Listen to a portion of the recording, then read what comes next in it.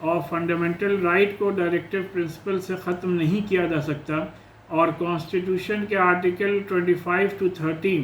اس بات کی مزید ضمانت دیتے ہیں کہ کس طریقے سے ریلیجس کمیونٹیز کو پورا تحفظ فراہم کیا گیا ہے۔ اپنے ملک میں ہر 200 سے 300 کلومیٹر پہ ٹریڈیشن اور کسٹمز بدل جاتے ہیں، اور ملک کے کانسٹیٹیوشن نے ٹریڈیشن اور کسٹمز کی بھی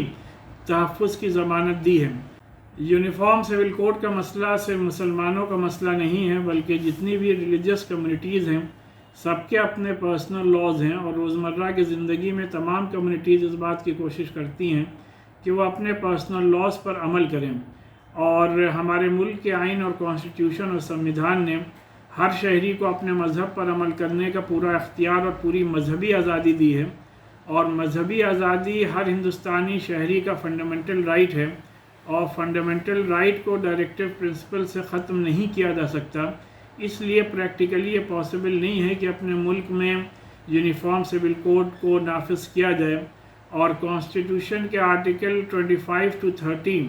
اس بات کی مزید ضمانت دیتے ہیں کہ کس طریقے سے ریلیجس کمیونٹیز کو پورا تحفظ فراہم کیا گیا ہے۔ اور اسی کے ساتھ ساتھ ہم لوگ اس بات کو بھی اپنے ذہن میں رکھنا چاہیے کہ اپنے ملک میں ہر 200 سے 300 کلومیٹر پہ ٹریڈیشن اور کسٹمز بدل جاتے ہیں، اور ملک کے کانسٹیٹیوشن نے ٹریڈیشن اور کسٹمز کی بھی تحفظ کی ضمانت دی ہے۔ پھر جو سب سے بڑا سوال یہ ہے وہ یہ کہ جو نارتھ ایسٹرن اسٹیٹس ہیں، خاص کر تریپورہ ہے، میزورم ہے، ناگالینڈ ہے، پھر جو ٹرائبلز کے اپنے کسٹم اور ٹریڈیشنز ہیں، اور جس کی ضمانت اور اسپیشل پروویژنز باقاعدہ اپنے ملک کے آئین اور کانسٹیٹیوشن میں دیے گئے ہیں، ان تمام تحفظات کو کس طریقے سے ختم کر دیا جائے گا، یہ بھی ایک بڑا سوالیہ نشان ہے۔ پھر اپنے ملک میں اس بات کا آلریڈی کانسٹیٹیوشنل پروویژن ہے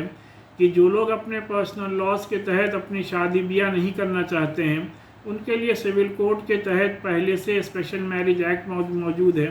پراپرٹی رائٹس میں انہیریٹنس لا موجود ہے، تو لہٰذا یہ سب پروویژنس پہلے سے ہی موجود ہیں، لہٰذا یونیفارم سول کوڈ ملک پر تسلط نہیں کیا جا سکتا۔ اور مسلمانوں کا تو یہ مذہبی ایک بڑا مسئلہ ہے، کیونکہ اپنے ہاں جو پرسنل لاز ہیں ان کا ڈائریکٹ تعلق قرآن اور حدیث سے ہے، اور قرآن میں مور دین 30 ورسز میں ان تمام چیزوں پر عمل کرنے کی ہدایات دی گئی ہے۔ لہذا میری حکومت سے یہی اپیل ہے کہ جو ملک کے اور بڑے مسائل ہیں ان کی طرف توجہ دیں، ان کو حل کرنے کی کوشش کریں، اور یونیفارم سول کوڈ کو ملک پر نافذ نہ کیا جائے۔